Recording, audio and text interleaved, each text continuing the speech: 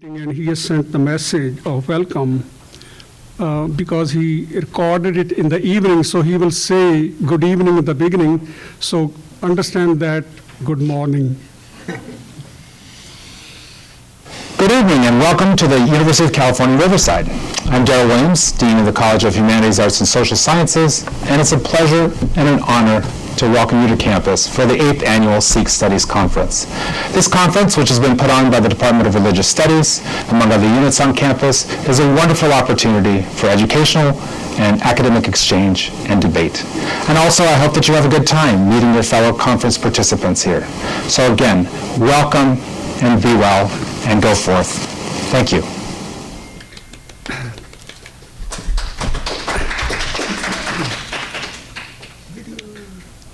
Good morning. Welcome to the University of California, Riverside. Sikhs have been a part of the social fabric of North America for more than 150 years. When discussing the history of Sikhs in North America, there are a series of key events which drastically impacted the Sikh narrative in North America. These events include, but are not limited to, the anti-Asian riots across the Pacific Northwest coast, the landmark US Supreme Court case, United States versus Bhachu Singh Thin of 1923, the 9/11 terrorist attacks, and the Oak Creek Gurdwara massacre in August of 2012. Major anniversaries for some of these catalyst moments occur between 2021 and 2023. Major anniversaries for some of these catalyst moments occur between 2021-23. These include the 100th anniversary of US versus Thin 2023, the 20th anniversary of Balbir Singh Sodhi's murder following the 9/11 attacks 2021, and the 10th anniversary of the Oak Creek Gurdwara massacre 2022. In addition, 2023 will also be the 50th anniversary of the registration of Sikh Dharma International as a recognized non-profit religious organization in the United States. And with all the fallout from the recent expose of Yogi Bhajan's misconduct during his reign, it might be an appropriate time for updated reflections on Punjabi Sikhs and Gora Sikhs' relations in North America.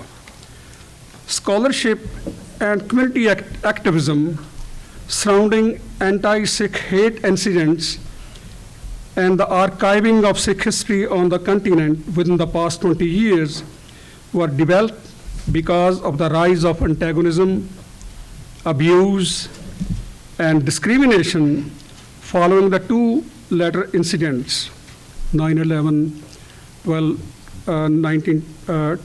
2012.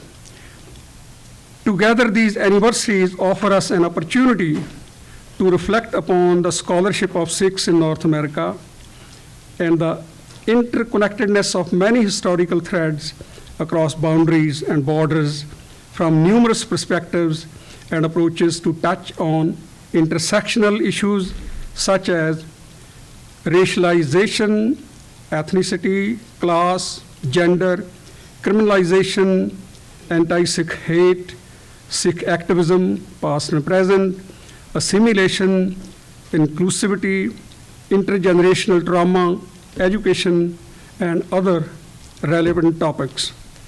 For this conference, we have invited proposals from scholars to present original research papers, activist reflections, and creative engagements related to these major anniversaries and historical antecedents in Sikhs in North America.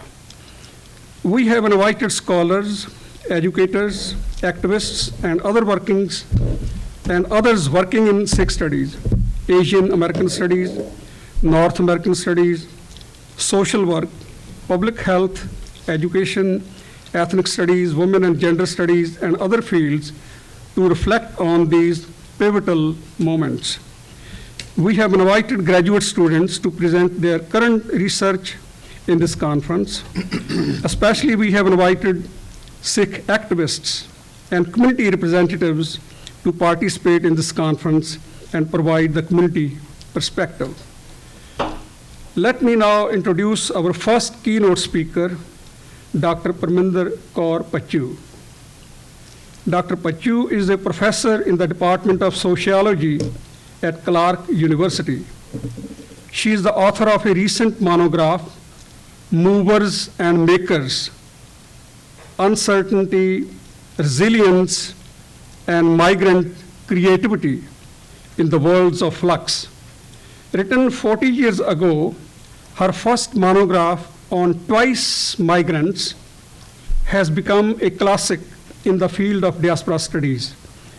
She is also the author of Dangerous Designs and co-editor of Enterprising Women, and also Immigration and Entrepreneurship. She has held a Henry Luce Professor of Cultural Identities and Global Processes and has been a director of Women's Studies. She has lived in multiple sites in East Africa, the United Kingdom, and on both the east and west coasts of United States. Please welcome Dr. Bhachu.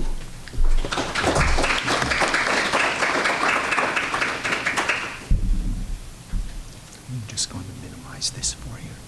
I'm going to put my finger on it, so hopefully it won't. Yeah, it'll work.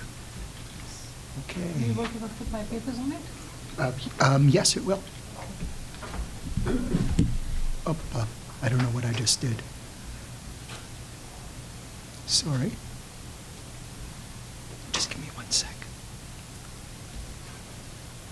Put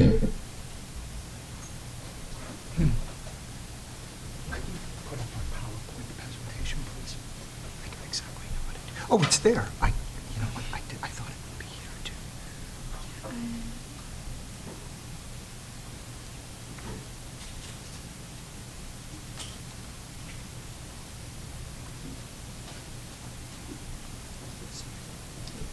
Can you keep the laptop with you? Yeah. If it has it with it.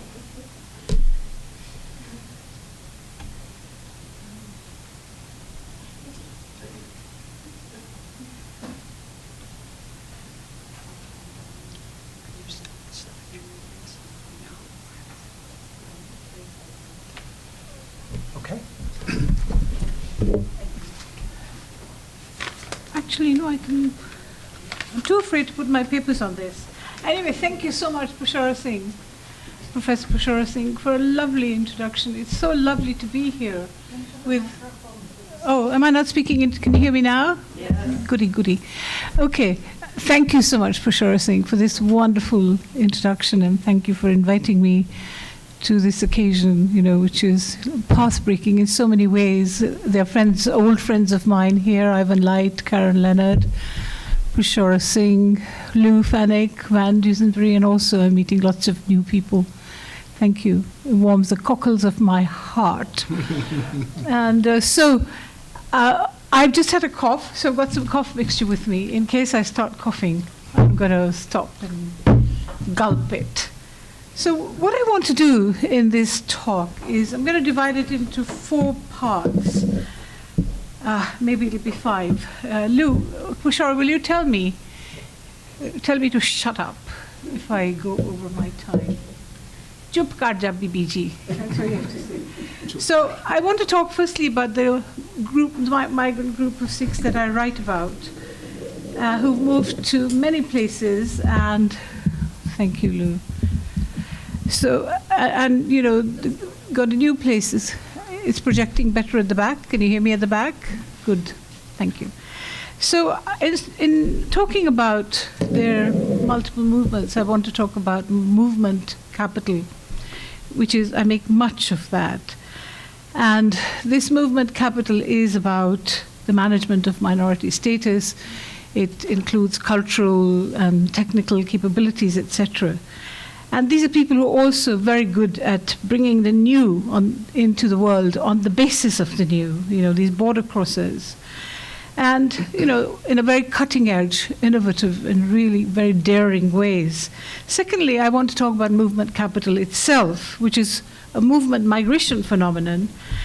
And it was formed in the diaspora because people had to build the infrastructure of many places that they settled in a way that some of us don't always remember or recognize. And this building of the infrastructure where nothing is there, it really gives them certain capabilities and also a resilience that comes from living with uncertainty, with disequilibrium and dissonance on a daily basis as a way of life.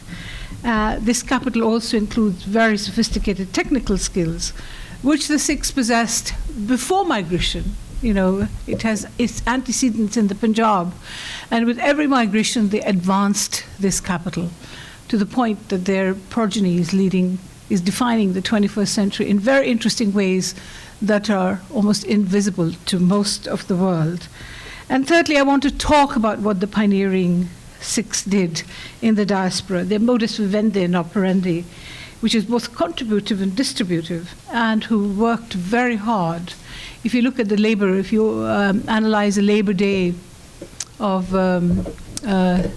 many Sikh communities, and especially in East Africa, it started at 7 a.m., finished at 7 p.m., with a very occasional Sunday off. They worked very hard. And that sort of ethos of working really hard is part of this pioneering capital. And I'll tell you the story of corrugated iron temples at the end, because that is the defining story of my work. So I'll talk about the notion of shareism, the distributive and contributive sensibilities that are absolutely central to their way of life, and which has much in common with Vandakeshako, of Sarbat Tapala and Kam Sikhoti Kam Sikhao, which is very big in the diaspora, and so on and so forth.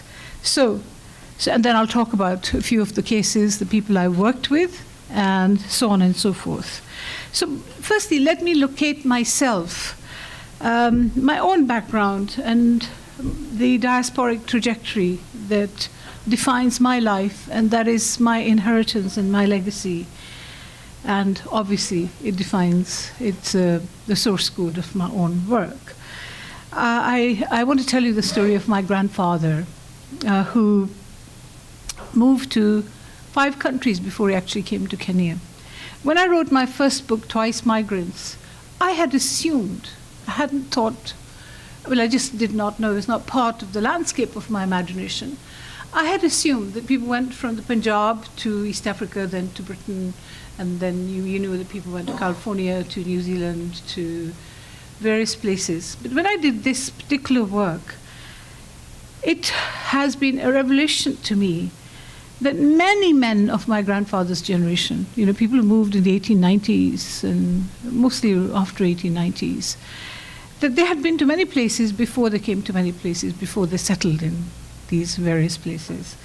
So it's a very deep history of movement of 120 years or so. So my grandfather went from the Punjab, these are very, very young men, went from the Punjab to Shanghai and worked there. Shanghai had a large Sikh population. From Shanghai, he goes to Yokohama in Japan. He's a master craftsman. He works on Japanese shipbuilding, and he learns the Japanese woodworking techniques, working with perfection, of making joints without a nail. I mean, Japanese woodworking techniques are very sophisticated. He learned those techniques. He went from Japan, he goes to Malaysia. From Malaysia, he goes to Basra in Iraq. And then he settles in Kisumu, on the shores of Lake Victoria. Kisumu is a town that Barack Obama's grandfather came from. My mother actually spoke fluent Luo, which is a local language, as opposed to Swahili, which is a national language, and Kikuyu, which is the language of the powerful elites in Kenya. And so he then worked, the East African Railways went from Mombasa to Kisumu, where it ends, and then there's Lake Victoria, and then the shipping takes over, which connects Uganda, Tanzania, and Kenya. And if you remember the ships, if you remember the 19th century ships, I mean, you've seen the film The Titanic. So this is not that level of luxury, but the woodwork in these ships was very sophisticated, very refined. You had to be a master craftsman to be able to do that. So some of you probably don't know that the people who were recruited to build the Kenya-Uganda railways, they already possessed very powerful technical capital, because to get recruited to East Africa, you had to do a test in Karachi, you had to show you had the skills. So it's different from agricultural workers who went to Fiji, to Guyana, to Trinidad, and so on and so forth. So they come with huge numbers of skills. Ricardo Hausman at the Kennedy School in Harvard says that people come with certain skills. Those skills are diversified. They become more complex and advanced. But there is something migrants come with. Then they elaborate the skills. The skills are advanced. I have some wonderful quotes, which I will tell you. So this trajectory of moving across many countries is not unique to my grandfather. There are many Sikhs of that generation. I've come to admire them. Some of them left home at the age of 16. My relationship with my grandfather, until I've gotten older myself, was very skewed on the basis of that these people were authoritarian and not very nice to my parents, and so that's what defined. But if you defined my perspective, but if you look at what they did, it is really admirable. The ability to take risks and to move when they did not speak the language. And this theme has become really quite big in my work, because as I talk to the young creative people, well, not so young, and some young, they say that their grandfather's narrative, their life history, is what allows them to take greater risks. Because the grandparents took a risk, that they can take greater risks. And this is part of what I consider to be their daring creativity. Jasleen Kaur, who is fourth generation Glaswegian, she says that the grandfather is the flame that burns in her. And she's never met him because he died. And a lot of family members don't really know what exactly his background was. But she's constantly trying to find that. It is a surprise to me in my research how significant grandparents are and how much young people love them and deeply love them, and as they grow older have come to admire them and have understood, when they themselves have had to travel to new places, that this other generation did that. So I'm really, really interested in grandparental narratives. In her case, her great-grandfather came to Glasgow in the 1940s. So the point that this migration of moving to many places is certainly not new. And it's not exclusive to the Sikhs. If you look at the people who made the infrastructure of United States, this is the similar narrative. It's the grandparents. Glenn Adamson's wonderful book, his lifetime's work on how significant the builders, the makers were in the making of the infrastructure of the United States. Exact same sort of multiple movements in that previous generation. And so he says, and my interpretation of his work, that we talk about the wonderful Constitution, which of course left African Americans out, but what the Constitution would not exist if people did not make the infrastructure of these places in the first place. So we had a wonderful trialogue at Clark with an artist, with Glenn Adamson and me. So what is it, the big question, what is it about migrants, in particular multiple migrants, which makes them particularly innovative and create on the basis of discovering the new? What are the experiences that predisposes them to take risks and navigating unfamiliar terrains in which new paths have to be chiseled and old ways of doing and making have to be ousted or ignored? Most of all these people are racialized, thus, are not supported by mainstream conventions. And these are conventions they don't pay attention to either. So people who can swim in turbulent waters, because these are the ones they've always had to tread in their lives. So let me give you some context. Because although I'm writing about the Sikhs, this movement trajectory actually applies to some of the most revolutionary inventors, the discoverers, creators of the new. It applies much more generally. And I'll give you those examples because I find that context particularly interesting. I mean, of course, there are specific things that the contributive, the distributive, Vandake Chako, etc., is quite exclusive to the Sikhs, I think. Well, not quite exclusive, but it is one of their primary cardinal characteristics. So Thomas Waite, why movement is good for you. People should migrate. They should feel uncomfortable. They should be in new contexts. And I don't know whether you know the figures. 3.4% of the world moves. Almost 97% of people never leave the unfamiliar. Despite the virulent political rhetoric, very few people in the world move to new places. Thomas Waite, a German anthropologist writing in the 19th century, 1853, he says, whenever we see a people of whatever degree of civilization not living in contact and reciprocal actions with others, we shall generally find a certain stagnation, a mental inertness, and a want of activity, which render any change of social and political conditions next to impossible.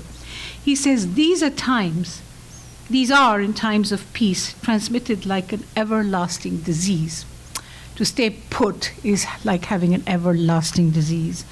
Robert Park, the Chicago School, behind urban, the gurus of urban sociology, says with regard to migration, if the cake of custom is broken and the individual is freed for new enterprises, for new associations. So, these are writings of sociologists in the past. So let me give you some examples of people who've moved multiply, some of whom you know. Nobar Afian, the founder of CEO of flagship pioneering behind the Moderna vaccine, who was born in Lebanon, moved to Canada from Beirut, and then to Montreal, then to USA. He says that his lived experience as a multiple migrant underpins the ability to innovate. He says uprooting, rerouting, I think, are very much the core of what innovation is about. I've come to think over the few years that innovation is a form of intellectual migration. You have a kind of escape. You can escape the intellectual gravity and to be able to dare to look on the other side. He says that I would invite people to think that it's an immigrant mindset, that it's what gives you, what allows for cutting-edge innovation. He says that we leave the comforts of what we know, expose ourselves to criticism, go to something that people don't believe is possible, and it persists and persists and persists unless you make it habitable, so that people come to tell you how obvious it was many years ago. This is what the immigrant does. And when I talk about the cases, this is exactly what applies to you. Zaha Hadid, my favorite architect, the first woman to win the Pritzker Award, the most prestigious in architecture. She died a few years ago. She was from Iraq, went to University of in Beirut in Lebanon, then to many places, then the Architectural Association. She says for people who are displaced, this displacement actually gives you enormous freedom, but of course you pay the price. And for all these migrants, the price is often very high because you do things in new ways. And she says there's freedom because you don't have to abide by certain rules. She says, I find displacement liberating. Barack Obama, Michelle Obama says, Barack could live in the ocean with no need for routine or order. I mean, she cannot deal with it. She says the first 10 years of her marriage were hell because she's a Chicago person. She goes to Princeton, she goes to Harvard, and she comes back to work in Chicago. And so of course, his background of repeated movement, Hawaiian born, raised in Indonesia, Hawaiian undergraduate at Pepperdine in Los Angeles, then Columbia University in New York, and then as a community worker in Chicago, and absolute sensibility of a product of diverse cosmopolitan populations, and works with self-conscious ease without being anchored in a place of birth. Nikola Tesla, my favorite, behind wireless technology. Tesla moves from Croatia to Austria, from Austria to Hungary, to Paris, to New York. He's technically sophisticated. Elon Musk, from Pretoria in South Africa to Montreal to Stanford to Texas to, Elon Musk's story well. Walter Gropius, another favorite, design guru, finding father of Bauhaus. You're sitting on a Bauhaus, sitting in front of a Bauhaus table. These chairs, a Bauhaus design, so on and so forth. The silver prince of this movement, Mies van der Goa, his partner, who were at the Bauhaus School, who most of the Midwest is designed by him. Walter Gropius was at the Graduate School of Architecture at Harvard. So it's his exile, the fact that he moved is very significant. Prime Minister Rishi Sunak, comes from East Africa. Hamza Yusuf, the current head of the Scottish National Party. These three leaders of colour are all multiple migrants. This is a trajectory that the Sikhs shared. So what is movement capital? It's a capital that has agility, it has plasticity, it has elasticity. It encodes the ability to discover the new on the basis of the you, to capture the moment as the moment unfolds itself. It is working by groping in the world, ignoring status quo, conventions of the time. It has its origins, I say, in pioneering cultures of settlement, sophisticated expertise to have to build, which comes out of having to build the infrastructure in new lands, starting from scratch with very scarce materials. It has anti-fragile properties. Andrew Zola says that pyramids are strong. They're really strong. But once a pyramid is broken, it's just broken. Movement culture actually builds on that. It does not break. It has the capabilities of ever-present resilience, a product of earlier disruptions, of living with disruption as part of life. Uncertainty and so on and so forth, of responding to change. And so what I wanted to say is that this is a message that for third and fourth generations have often, they have this as part of who they are. The fact that their grandparents were daring makes them daring as well. So let me go into the cases. And Lou Fenech, since I'm a dinosaurus on technology, he has agreed to go through my cases, and then I'll go on to the part on pioneering cultures. Satyajinder, can you see Satyajinder Virdi? So he leads the most daring scientific experiment ever done, the person behind the finding of the God particle, the Higgs boson. The Large Hadron Collider, cathedral to science, is the most complex instrument ever made. And so it's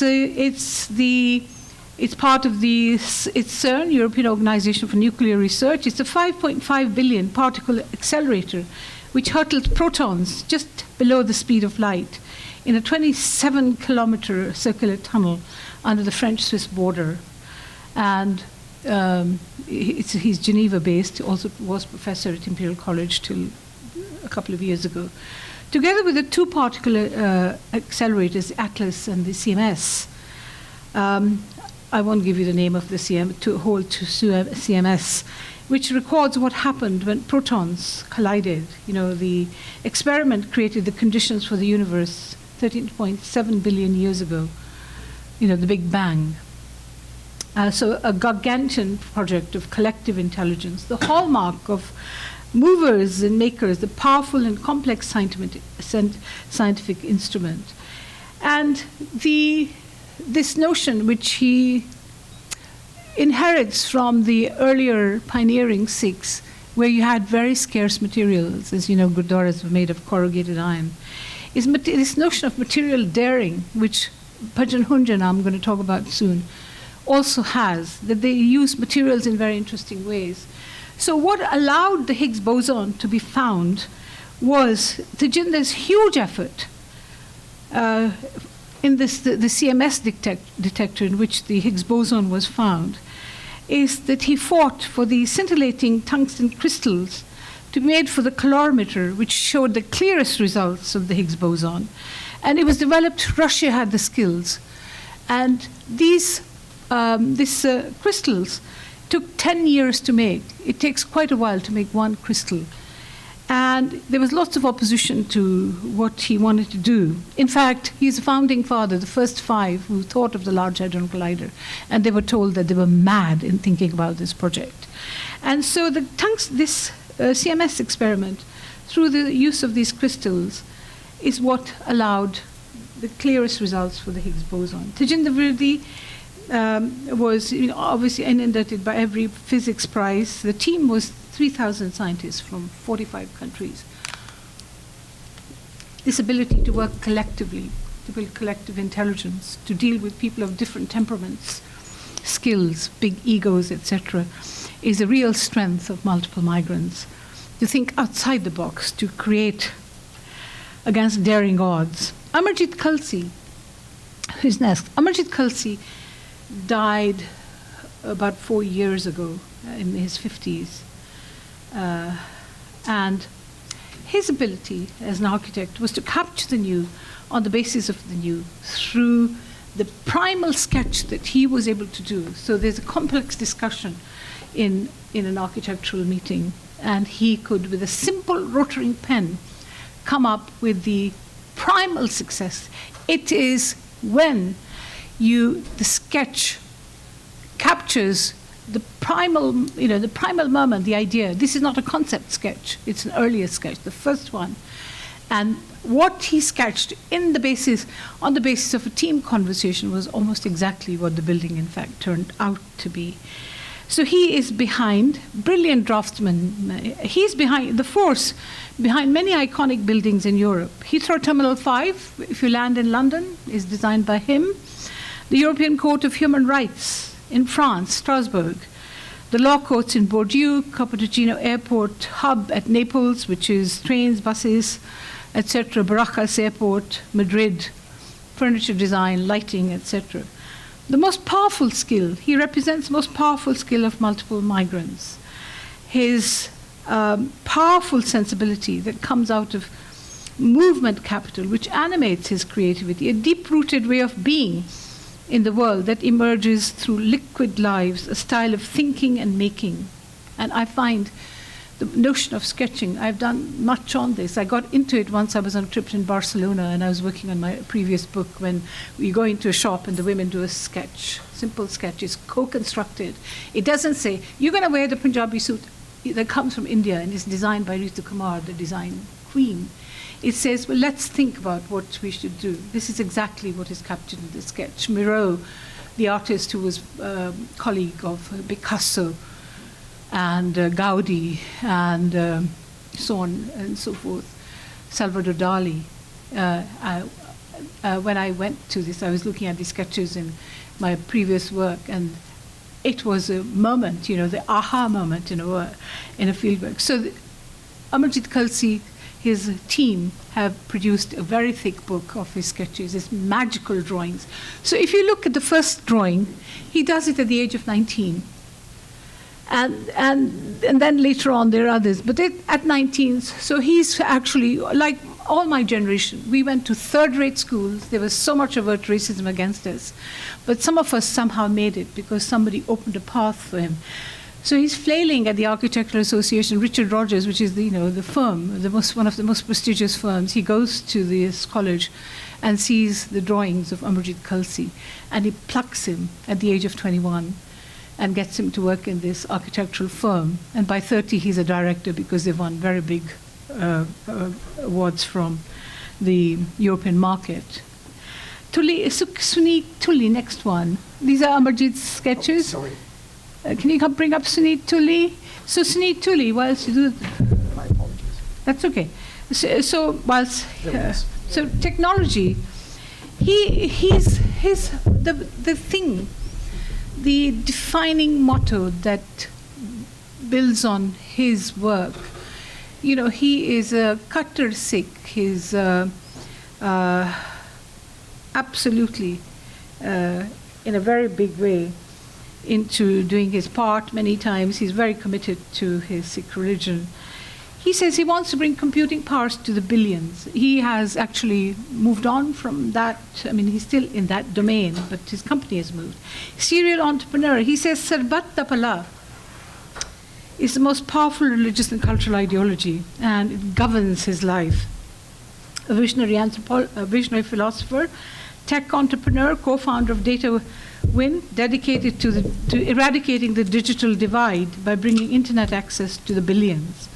He launched the world's cheapest computer at $50, a path-breaking device which made Fortune magazine named him the 15 most powerful educational entrepreneurs, a democratizer of digital and computing technologies, defined by seeking the common good. Sarbat Tapala goes from India to Iran to Canada.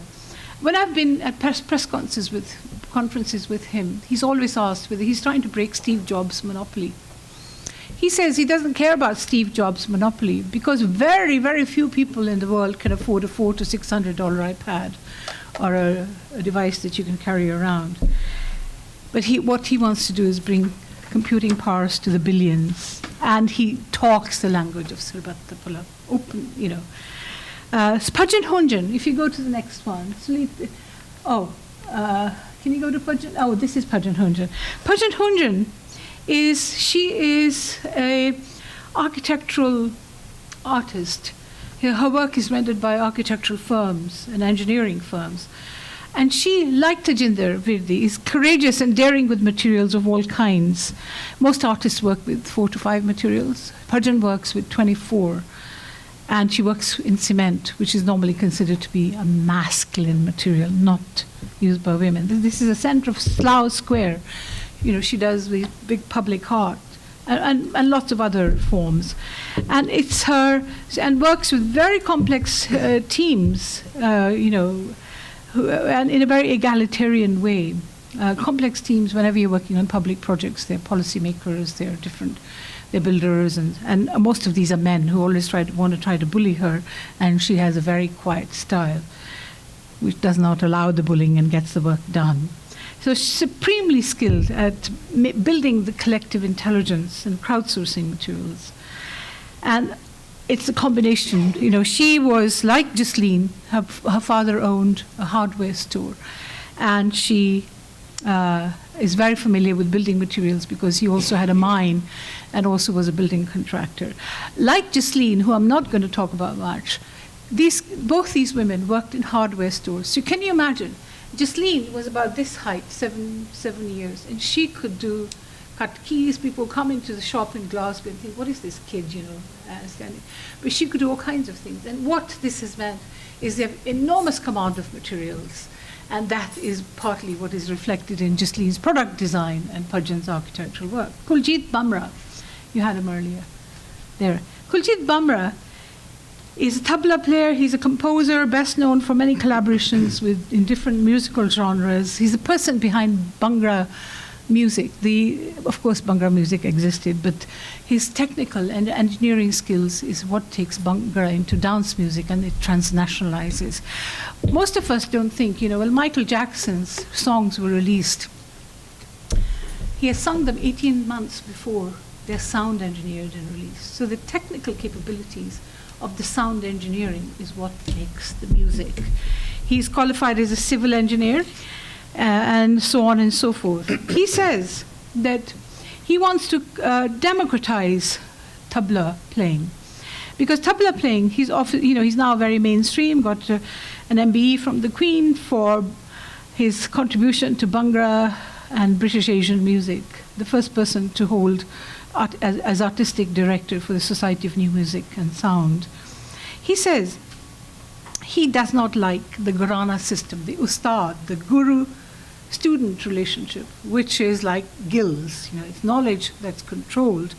He says that, the Delhi Gharana, the Patiala Gharana, and so on and so forth. He says for him that since he's interested in distributing knowledge, that these skills he sees as playing no pedagogic function, that these performances are beautiful. People, wow, we're listening to them. He thinks that they're kind of self-centered grandiosity, self-absorbed, arrogant, an expression of knowledge exclusivity, a demonstration of knowledge transmitted from one master to one talented pupil. He likens this performance, he says, this is what it is. I giggled when he said that. He says it's a blood clot which stays in one place. It blocks access to knowledge, restricting its expertise to a tiny exclusive few, close to the new, and thus ultimately fatal to the creative health of tabla playing. And of course, it is the right of a maestro, the expert, to do those performances. It is what their skill is. But from where he stands, he finds that to be very restrictive. It's like Brahmin knowledge that's controlled within very tight zones. He said, so I think of him, his outlook resonates powerfully with Harvard law professor Lawrence Lessig, who is behind the notion of Creative Commons, the notion of read-only as opposed to read-write cultures. In a read-only culture, Lessig says, you listen or view or read controlled, already created product, and of course clap and show admiration. He says, a culture in which creators get to create only with the permission of the powerful or the creators of the past, he says, is very problematic, and this is where Lawrence Lessig, very influential. In contrast, the read-write culture, it invites people, it allows you participation. And in my Dangerous Design work, you see how Tajinder works, how Bhajan works, and so on and so forth, is that you make an input in a read-write culture. And this is very, to me, this sensibility is very, is the basis in which Kuljit works. He's behind, he's done many Hollywood films, The Far Pavilions, Charlie and Chocolate Factory, and a number of Andrew Lloyd Webber's musicals. So what he has done is that because he wanted to make tabla accessible, he's invented this electronic tabla, which was released last year. And he's also made a notation system so that anyone who can read a musical score can play the tabla. And as you play, it records how it was played. And so he says that the measure of his success is that he wants to become redundant. This device, whoever is playing it, can digitally record it. So his life mission to shift the pedagogic frame of sonic landscapes is to open up closed systems, monopolies, etc. And migration catalyzed his skills. He jives with the currents of our times. His musical sensibilities render him open to new publics. And he worked on the patenting. He's been working on this electronic tabla for many years. It was patented and released officially. And then the Singh twins, which many of you know about, an entirely new form of art, hybridized. I mean, their life is full of constant blockages, I mean, they don't accept their degree because some examiner says it's not art, and yet they say Picasso, Gauguin are all people who are influenced by art from Africa, from Tahiti, and so on and so forth. And also because they're twins, there was a time when twins were supposed to be separated. So go to the same school, and one is told to sit over there, and one is told to sit over there. There's constant, breaking of their twinning. And as a political thing, they always wear the same clothes, the same earrings, and so on and so forth. And what does the resilience come from? She says that they attribute it to their grandfather's courage of moving to the Punjab from a Punjabi village to unfamiliar. They went to Sri Lanka, Ceylon in the past, and then their grandfather became a door-to-door salesman. And that painting and entwined actually captures the journey. If you look at it closely, it has lots of things. They're polymaths, they're illustrators, writers, artists, and very daring. And Simon Sharma says that they are the new face of art, i.e. they've shifted the mainstream, entered it in all kinds of new ways. So they possess enormous combinational daring, audacity, etc., etc. Let me go on to what are the origins of this kind of skill, and what was around in the Punjab that allows some of these skills to be displayed. Pushora, have I got 10 minutes? 5 minutes, okay. So, what is behind this? I want to talk about the antecedents of this capital in the Punjab. It's ancient. The Punjab was one of the most technically advanced places in India. The Persian wheel, the technology of irrigation, was in use in the Punjab in the 12th century, 800 years before it came into general use in south of Delhi. The Indus civilization, the Harappans, are the people who, these three ancient civilizations, Egypt, Mesopotamia, Harappans, was the most extensive. It developed metallurgy, irrigation, elaborate technology, water supply systems, urban planning, planned cities, etc., etc. It's a very high order expertise, which is advanced in the Punjab while people are in the Punjab.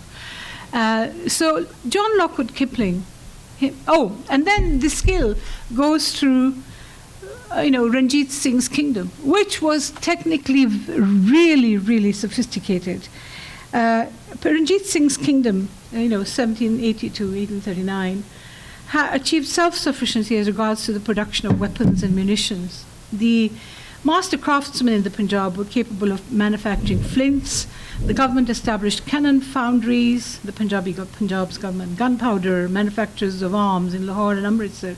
Their equipment, matchlock, cannons, mortars, howitzers, shots, ammunition, spears, daggers, blah, blah, blah, of the Dal Khalsa was manufactured in these foundries. It was their armaments were, and the level of the technical capabilities of these armaments were equivalent to the East India Company.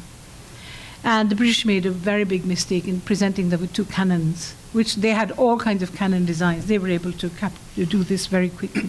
And it is this that allows people to migrate. John Lockwood Kipling, Kipling's father, establishes the first colonial agents are noticing these people are very industrious, they're very hardworking. They established the Mayo School, an arts and crafts school, which professionalizes their skill. And Ram Singh Sohul was one of his star pupils who made many homes in Britain, the Osborne and so on and so forth, Queen Victoria's castle. And it is that skill that is honed within the Punjab, and that leads to migration overseas. So there is that basis, the fact that this is ancient capital which is moving, and by the time it's in the 21st century, their kids, the progeny, are leading scientific experiments. And in East Africa, and out of Africa, the memoir of Danish Baroness Karen Blixen talks about Puran Singh. These are people who can do all kinds of things. There's a fundi on the farm. A fundi was a person who was who did all kinds of things on the farm. She says he was an artisan, a saddler maker, a cabinet maker, blacksmith. He built more than one wagon, but he liked doing his work in the forge best. It's a beautifully written narrative. He says he took pride in his machinery. When he went away, the only thing he carried with him was his toolbox. And then she goes on. And then there's I want to tell you about Jivan Singh and Amrik Singh. Jivan Singh was somebody who was in Kisumu, my grandfather's generation. And so Lord Egerton had a water plane. I don't know if you've seen the film Out of Africa. There are all these people, Europeans at that period who had water planes and gypsy moths, etc. His water plane broke, and to get the part from Europe would have taken months. Jivan Singh looks at the part and is able to make one for him in a spare. Then he brings over something like 100 people from the Punjab, not only Sikhs, Muslims, Hindus, so on and so forth. There's Silver Cinema in Kisumu. The projector part broke down. A cinema cannot stop. And the part had to be brought from Europe. And Jivan Singh is able to make a part very quickly. So they had this ability to look at something. It's this technical sophistication, which of course has lots of things in common with Yankee ingenuity if you look at pioneering Americans. Okay, so I think I want to end by talking about this notion of shareism, this notion of radical generosity, of crowdsourcing, of capital, which is behind the origins. It's contributive. So it's culture of generosity, a radical openness. Venture capitalist Isaac Mao calls it a mind revolution of the free souls movement, from MIT, Lawrence Lessing, etc., and the notion of pedagogic of distribution. So it catalyzes the building of social capital, much like Robert Putnam. And I think it creates this creative commons, which has much in common with shareism, with democratizing knowledge for the public good. And it fits in with Sarbaddapala, the notion of Langar. I was going to talk about this, but I'm not going to do this.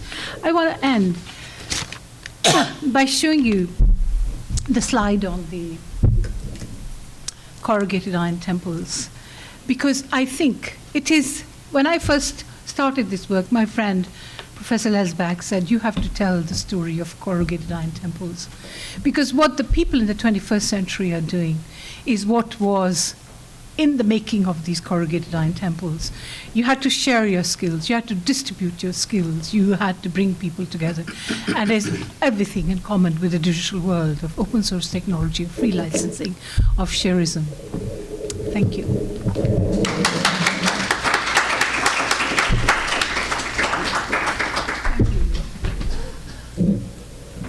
Thank you, Parminder. That was excellent. You shared success stories of pioneer Sikhs who made their mark in the diaspora. Now I would like to introduce the respondent to the keynote address, Dr. Louis Fenech, who is a professor of South Asian history and Sikh Studies at the University of Northern Iowa, Cedar Falls. He is the author of 4 Oxford monographs, co-author of Historical Dictionary of Sikhism, and co-editor of the Oxford Handbook of Sikh Studies. Dr. Fenech has focused his entire academic career on understanding the history of the Sikhs, with a special focus on the period of Guru Gobind Singh and the 100 years after his death. To this end, he has written a number of books and articles. His most recent book, The Cherished Five in Sikh History, was published by the Oxford University Press in 2021. Please welcome Dr. Louis Fenech.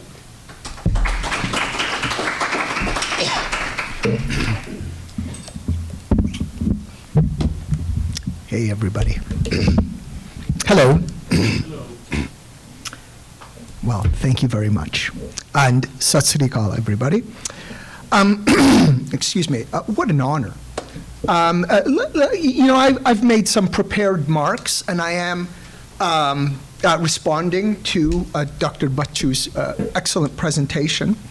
But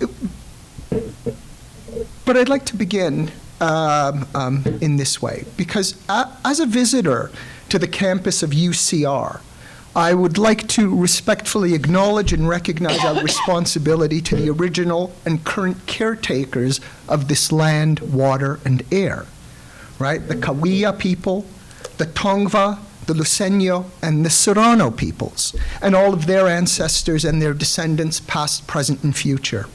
Today, this meeting place is home to many indigenous peoples from all over the world, including UCR faculty, students, and staff, and I am humbled and grateful for the opportunity to visit and to speak on these homelands. I'd also like to take a second or so to thank all of you involved for coming to this conference and making it such an enjoyable event. To Professor Pushora Singh, to Tejpal, Adam, Diana, Geneva, Dawn, and Irene, and the many students and staff behind the scenes, thank you for setting up. Thank you for helping us all get here safely and in a timely manner. And thank you for providing an excellent environment for conducting these panels this weekend. Thank you. It's my very great honor to respond to Professor Bhachu's quite insightful keynote speech this morning, culled from her very engaging book. Excuse me, I've got something in my throat, I beg your pardon. Movers and Makers, Uncertainty, Resilience, and Migrant Creativity in Worlds of Flux, a title which will ground much of what I have to say this morning. Now, it's quite fitting to start our conference with Professor Bhachu's keynote and her wonderful text, as many of the themes she's delineated are ones with which Sikhs in North America have consistently engaged as they've creatively responded to the continued colonial gaze this last 120 years. What is, of course, enchantingly innovative about this work and Professor Bhachu's earlier academic projects, such as her 2005 book, Dangerous Designs, Asian Women Fashion the Diaspora Economies, and her 2017 edited volume, Immigration and Entrepreneurship, Culture, Capital, and Ethnic Networks, amongst others, is attempting to situate the inheritance of Indo-Islamic period Punjab and trace it through to the Punjab's contemporary sophisticated technical capital, and how migrants from this area originally brought the latter and the former together in pioneering ways, creating a powerful legacy, a diaspora capital dynamically reproduced and galvanized with Sikh values that was passed down to and augmented by subsequent generations in the diaspora within the context of a global capitalist society. Now, as I was attempting to prepare this response over the last few days, as a historian responding to a sociologist, and especially after listening to the narratives excuse me, which Professor Bhachu so graciously shared with us this morning, two thoughts were toying with me, and it's these two which will monopolize my attention this morning. The first is the fact that many of us here, and indeed most of us in Sikh studies, however broadly or narrowly that field may be defined, are, like Parminder's subjects and Professor Bhachu herself, also products of multiple migrations. Myself, from Malta to Canada to the United States. And to the organizer of our conference this May, my dear friend Professor Bhachu Singh. Bhachu was born and raised in the village of Cedar, which falls, I believe, in Tahsil Raikot in District Ludhiana. From here he moved to Delhi, from Delhi to Calgary in 1980, and then on to Toronto in 1987, where I was lucky enough to meet him. From Toronto to Ann Arbor, and now, of course, residing in Riverside. In all of these places, and often under conditions of great dissonance and disequilibrium, given the histories that have unfolded throughout the Sikh world since the late 1970s and in Sikh academia since the late 1980s, the impact of this tireless, anti-fragile mover and maker, writer and scholar is evident. Right? The gatherings before us here and over the next few days is confirmation of this. As too, are the many conferences Bhachu has organized over the last 2 decades, conferences at which I first met many of you here this morning, which has allowed me to cultivate friendships and relationships that have continued for over 20 years. Okay? Bhachu Singh and so many of his students and colleagues, myself included, with whom he has shared so much of what he has acquired, of what he's fused together throughout his own movements and experiences, in which he, like so many of Parminder's subjects, embodies the resilience that enables multiple migrates to negotiate dissonance, has manipulated and combined these very forces which Parminder has described, and those others which this conference is attempting to understand. Indeed, my friends, my dear friends, whom I haven't seen for 3 years, right? This very gathering itself, all of us here, we reinforce the confluence of these themes, right? And our own way of being in the world that has contributed so beautifully and intimately to our own field of study, Sikh studies. Now, we don't generally work with our hands in the same way as Professor Bhachu's interviewees, but what we make is nevertheless as creative, a transnational product which will be built upon for the ages, a knowledge which others can incorporate and augment and critique through their own type of jugad.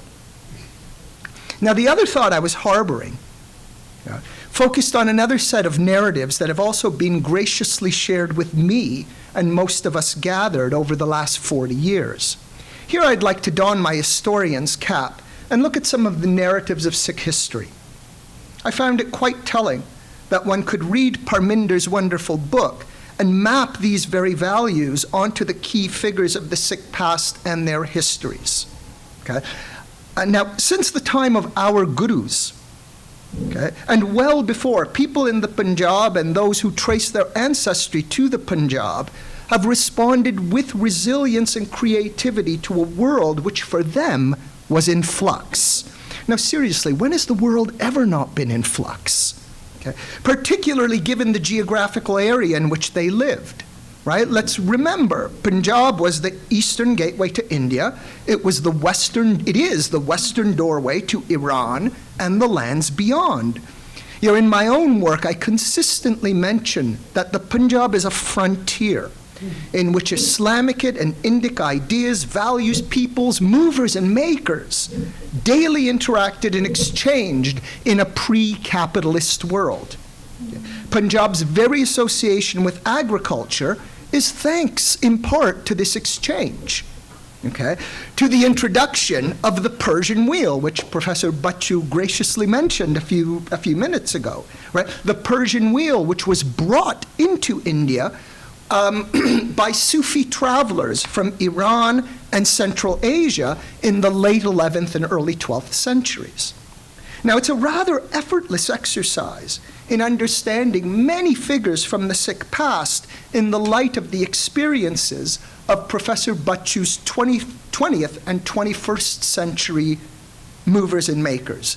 Their ways of being in the world confirm the validity of Sikh historical narratives, teeming as these are with sublime spiritual preceptors, teachers, heroes, and martyrs, and they provide further examples of them for us and for posterity, strengthening these resilient narratives even further in the process. The themes of travel, of disruption, of creatively making the most with what was at hand. Right? For me, for example, these were reminiscent of Sikh traditions surrounding a number of Sikh historical figures. Some of these are more recent, such as Sardar Udham Singh, okay, the ardent anti-imperialist who we recall traveled the world in the 1910s, the 1920s, and the 1930s, doing the occasional stint in an Indian jail. Now, why do I mention Udham Singh of all people? Okay. Well, I mention him largely not because of his attempt to avenge the massacre at Jallianwala Bagh in 1940, but rather because, like the many subjects noted in Professor Bhachu's Movers and Makers, Udham Singh, too, before he shot to infamy, was a multiple migrant who sustained himself largely through his ability to tinker and fix just about anything. Indeed, were he to have resided in East Africa, he would have easily joined the ranks of the Fundi, right, who were so appreciatively acknowledged in Karen Blixen's 1937 memoir, Out of Africa, as Professor Bhachu described today and in the first chapter of Movers and Makers. Now, some of the figures I have in mind, however, are very pre-20th century, populating pre-capitalist narratives of the 17th and the 18th centuries, figures whom I've grown to love over the decades. Perhaps none so, for my purposes here, than one of the only Sikh poets whose works are included in the Sikh Rehat Maryada as Bani, and that is, of course, Bhai Nand Lal Goya. Now, any opportunity to speak of Nand Lal, I will jump in, okay? Now, many of you know that I've written on Bhai Sahib in the past and have been fascinated by his life and poetry since graduate school, so please indulge me for the moment. Having read Professor Bhachu's Movers and Makers, I came to realize that I've often thought of Bhai Nand Lal in ways described in Professor Bhachu's chapters on Kuljit Bamra, on Rishi Rich and Jay Sean, right, and the Singh twins, right, developing and transforming an artistic inheritance in novel ways. In regard to Nandlal, artistic and poetic ways affected by the good Baijis movements throughout what is today South Asia. Strong Sikh traditions tell us that Nandlal was born a Hindu in Ghazni, Afghanistan, to immigrant parents. The works he's left us make clear that Nandlal studied the great texts of the Persian canon, right, whilst simultaneously immersed in his Indic inheritance. Eventually, this second beloved of Nanda became a Sikh and conveyed Sikh teachings, Vyakya Sarup in the words of the Sikh Reht Maryada, in the language of Islam, modified to Indian tastes. Now, when I lecture on Nandlal to my white Euro-American students, I often use an analogy they can easily understand, its Eurocentric perch notwithstanding, in order to explain Nandlal's uniqueness. Nandlal is analogous to a modern-day Christian becoming a Muslim and then expressing the truths and the beauty of Islam in the language of Judaism. Now, this extraordinary combination that merges in the figure of Nandlal saw Nandlal push against the well-entrenched literary traditions and norm of his day. His hands engaged with a pen, making and molding Islamic languages and poetic structures in new and fresh ways, refining them, if you will, within the Indo-Afghan context in which he was raised, and the Multani, the Mughal imperial, and the Anandpuri ones in which he moved, suggestive too of these dynamic cosmopolitan environments and those who peopled these. Bhai Gurdas may also be singled out in this regard. For here we also have the story of another tireless traveler, relocating geographically several times, as his Vars, especially Var 11, make abundantly clear, in order to describe and to minister to scattered Sikh Sangats, traveling to far-flung areas, secure in the hope of the traditions of generosity and sharism that is so characteristic of Professor Bhachu's interviewees and, of course, of Sikh Seva. Does this emphasis on service with no desire of reward not lie at the very heart of the many narratives we discover throughout Professor Bhachu's book, describing the movement of Asian families traveling, settling, creating throughout Eastern Africa, the United Kingdom, and the United States and Canada? Right? For me, this process is perhaps most tellingly articulated at the beginning of chapter 3 on the innovative mover and maker, the public artist Bhajan Hunjan. Now, as the stories of Bhai Nandlal and Bhai Gurdas Balla suggest, these tireless values, which according to the father of the Singh twins demonstrate, quote unquote, the Punjabi spirit, are those we can easily discern within Sikh religious biographies, particularly those of the Sikh gurus. They may be heard within Gurbani, within the very language of both the Guru Granth Sahib and the Dasam Granth, combining, as these two works do, linguistic registers, poetic meters, and musical measures with dizzying creativeness. Okay? In her keynote this morning, and in her Movers and Makers book, Professor Bhachu suggests as much for her subjects. Notice, for example, that like her address today, almost every chapter of the book alludes to values articulated by the first Sikh master, Guru Nanak. How many of us, for example, didn't think of the Udasiyan of Babaji while reading of the Singh twins' astounding camper van travels from England to India, right? If you remember that wonderful picture, that wonderful painting of the Singh twins, you could see the little traveler van moving at the bottom of the painting. Absolutely wonderful. You know, how often didn't we think of Guru Nanak's time at Kartarpur in the references to Vand Chakko, okay, sharing with others? The importance of Sangat or congregational worship, the emphasis on Kirtan and its presence in the lives of the various musical artists with whom Parminder spoke. These are just a handful of values that populate the Sikh canon and that are gloriously delineated in Movers and Makers. But of all these allusions to Sikh values, the one that stands out the most for me is the very theme that runs throughout her book entirely, encompassed by the words which end the ardas, right? Sarbat da pala, the good of all.